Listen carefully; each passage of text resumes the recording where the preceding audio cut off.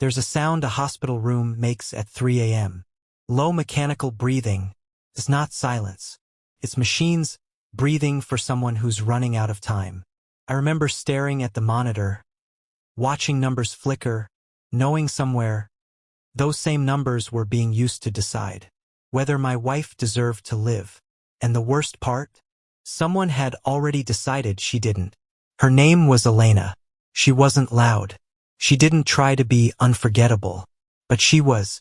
She noticed things most people missed, like how the sky changes color right before it rains, or how I pretended to be okay when I wasn't. She made life feel intentional, like every moment had weight. And then suddenly, didn't. Before all this, I lived a different kind of life, a quiet one on the surface. But beneath it, information wasn't just power. It was currency. Secrets weren't buried. They were traded. I left that world behind for her. Or at least, I thought I did. It started with a diagnosis that didn't feel real. Then came the word urgent. Then transplant. Then waiting. We did everything right. Insurance, paperwork, specialists. We trusted the system the way people are taught to. Like it's fair. Like it works. Beat. Doesn't. The denial came in an envelope.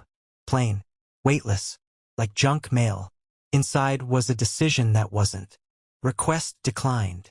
No humanity. No urgency. Just clean, clinical language. Until you understand what it really means. She wasn't worth the cost. I made calls. Dozens. Hours on hold.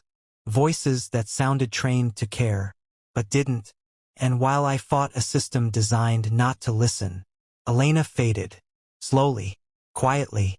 Like the world was forgetting her before she was even gone. The last night, silence dropped. She didn't cry. She didn't beg. She just held my hand and whispered, "Don't let them turn me into a number." Long pause. That was her goodbye. Grief is supposed to break you, and it did. First.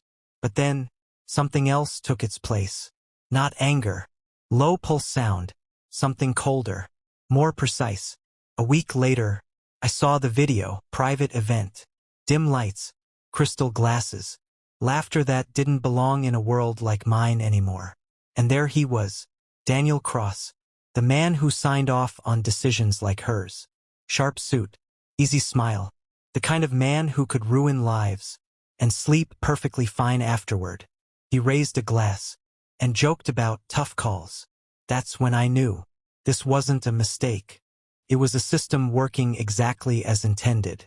That night, I almost let it go. Not because I forgave him, but because I saw what this path would make me. Beat.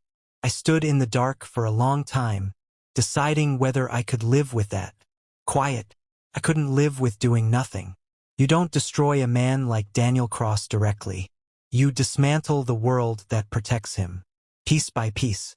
His finances, his allies, his secrets. And trust me, men like him, they have plenty. It wasn't clean. One mistake, and I almost exposed myself. One wrong move, and everything would have collapsed on me instead. For a moment, I thought I'd lose everything before he did. Tense silence. But powerful people build fragile empires. And fragility is easy to exploit. The first crack was invisible. A flagged transaction. A leaked document. A quiet question. Then came more. And more. Until whispers became headlines. News sound montage effect. Investigations. Audits. Freezing accounts. Partners disappearing. Because loyalty only exists until it costs something. Then came the part no one sees. The private collapse. Truth doesn't knock politely. It breaks doors down. His family walked away. His allies vanished. His control, gone. For the first time in his life, Daniel Cross wasn't protected. I found him months later. Not in a boardroom. Not behind security. Just sitting alone. He looked smaller. Not physically, but hollow. Like something inside him had already collapsed. When he saw me, he didn't ask who I was. He already knew. And in that moment, I saw it. The same fear. The same helplessness. The same realization. that nothing was going to save him. Long silence. I didn't touch him. I didn't need to, because by then, everything that mattered was already gone. Here's the truth about revenge. No one tells you what happens after.